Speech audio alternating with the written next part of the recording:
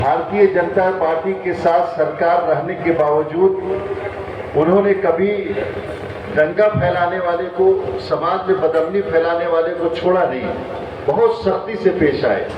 इसलिए बिहार का भाईचारा आज भी कायम है, कल भी कायम रहेगा।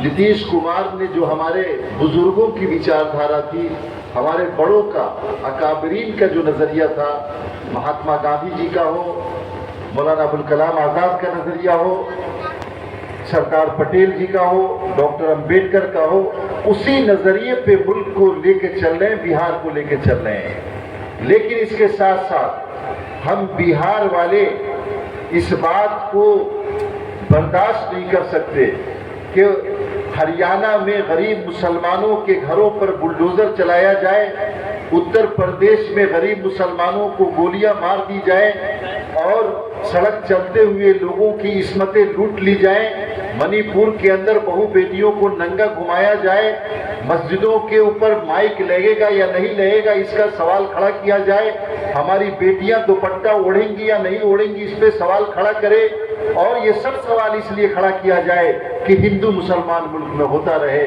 और हम सरकार बनाते रहे। इसको बिहार के लोग बर्दाश्त करने वाले नहीं हैं। आप लोगों ने देखा कि भारतीय जनता पार्टी के खिलाफ कोई झंडा उठाने को तैयार नहीं था।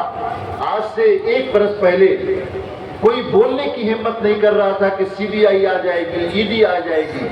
ऐसे माहौल में जब मुल्क का माहौल बिगड़ता हुआ देख लिया नीतीश कुमार ने, जब देख लिया कि मस्जिदों को खोद खोद करके भगवान निकालने की कोशिश हो रही है, जब ये देख लिया कि मुसलमानों की हांडी में झांक झांक करके देखा जा रहा है कि मुसलमान गोश्त खा रहा है या सब्जी खा रहा है, गोश्त खा रहा है तो किस चीज का गोश्त खा रहा है, और उसको मार दिया जा रहा है। ऐसी हालत में नीतीश कुमार के लिए भारतीय जनता पार्टी के साथ रहना मुश्किल था।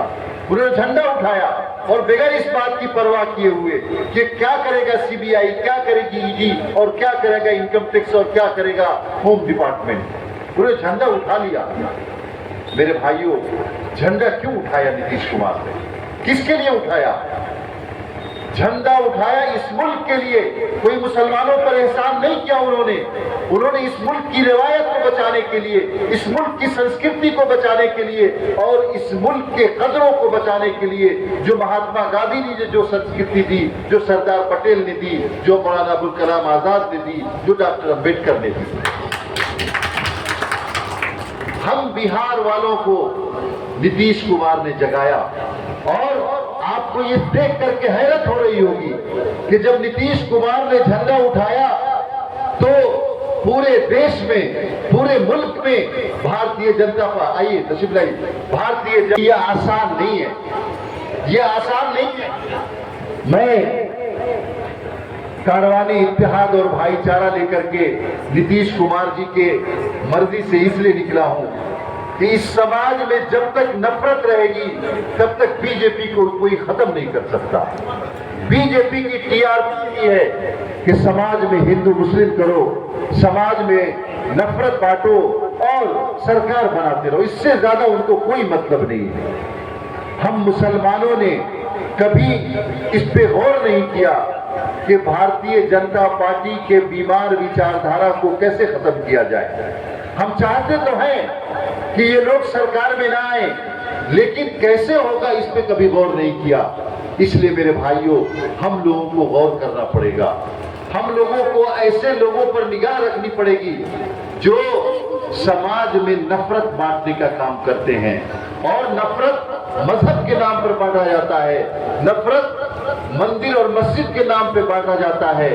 हम लोगों को अपनी मस्जिदों में, अपने मदरसों में, अपनी खानकाहों में, अपने मोहल्लों में ऐसी कमेटियां बनानी पड़ेंगी कि मुसलमानों के खिलाफ मोहल्ले के हमारे हिंदू भाइयों को क्या क्या कहा जाता है, कौन भड़का रहा है, कौन जो हमारे बगल में बैठा हुआ हमारा अशोक भाई है, उसके दिमाग में कौन क्या क्या डाल रहा है। आपको सुन के हैरत होगी। क्या आपके मोहल्ले में भारतीय जनता पार्टी के लोग आते हैं और मोहल्ले के हिंदुओं को कहते हैं कि ये मुसलमान तुम्हारा बहुत बड़ा दुश्मन है, ये तुम्हारे मंदिर को तोड़ देगा, ये तुम्हारी पूजा में नहीं जाता, ये तुम्हारी बहु बेटियों की इज्जत लूट लेगा, ये लव जिहाद करता है। ऐसी ऐसी बातें पिछले 100 सालों से डाली जा रही है कि आज बाज हमारे भाई, हमारे बच्चे इतने गुस्से में हैं मुसलमानों के कि दाढ़ी टोपी वालों को देख के छुरी मार देते हैं, मार देना चाहते हैं। हम लोगों को इस पे गौर करना है कि ये गुस्सा क्यों आया और क्यों हमारे बारे में गलत बातें बताई जा रही हैं। हर कोई मुसलमान मंदिर से नफरत नहीं करता।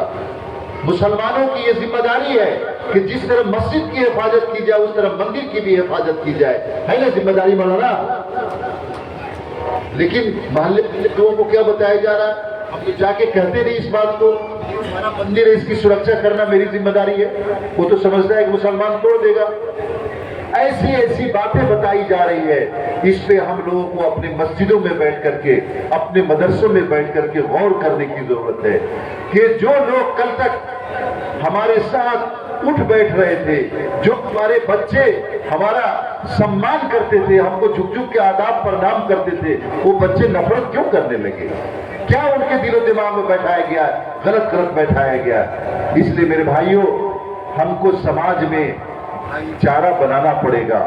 और अगर भारतीय जनता पार्टी को खत्म करना चाहते हैं, उसकी विचारधारा को खत्म करना चाहते हैं ना खत्म करना, हाथ उठाइए कौन कौन खत्म करना चाहते हैं। चलिए, सब लोग तो खत्म ही करना चाहते हैं, तो थोड़ी सी मेहनत करनी पड़ेगी। गांधी जी ने कहा था ना कि अंग्रेज जब हिंदू मुस्लिम में लड़ाई करवाते तो गांधी जी ने कहा कि एक चाटी मारे तो दूसरा गाल बढ़ा दो। गाल बढ़ाने की जरूरत नहीं है, लेकिन चाटी मत मारिए। पूछिए बेटा बात क्या है, क्यों तुमने मारा हमको, तुम हमारे बारे में क्या राय रखते हो। बाजारों में जाके बोलिए कि हम मुसलमान हैं, हम आपके दुश्मन नहीं हैं, हम मुसलमान हैं, हम आपके मंदिर की रक्षा करेंगे, हम मुसलमान हैं, आपके पूजा में जाएंगे और ये फैसिलिटी देंगे, हम मुसलमान हैं, आपकी शादी ब्याह, हम मुसलमान हैं, बेटी का बहू का ख्याल हम रखेंगे। ये कहना पड़ेगा और कहिएगा। उसके बाद देखिए, अगर नफरत खत्म होगी, भारतीय जनता पार्टी खत्म हो जाएगी। और इसके साथ साथ एक बात और कहके इन्हीं क्या खाना खाना है, फिर जाना है, कई 3 प्रोग्राम और है। बरसात में तो प्रोग्राम नहीं होगा, लेकिन जाना पड़ेगा। एक आजकल बात चल रही है मुस्लिम पर्सनल लॉ की, यूनिफॉर्म सिविल कोड की।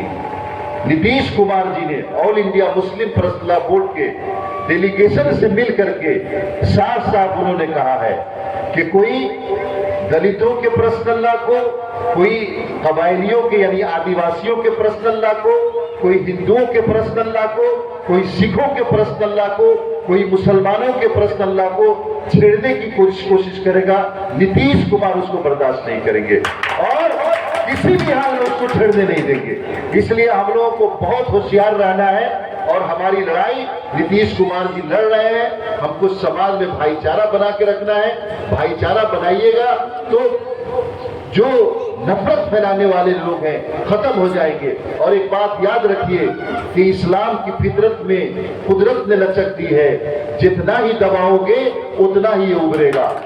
यकीन रखिए कि भारतीय जनता पार्टी की विचारधारा हमारे देश का न तो हिंदू कबूल करेगा, न मुसलमान कबूल करेगा, न ईसाई कबूल करेगा, न सिख कबूल करेगा, न दलित कबूल करेगा, न बैकवर्ड कबूल करेगा। भारतीय जनता पार्टी को 2024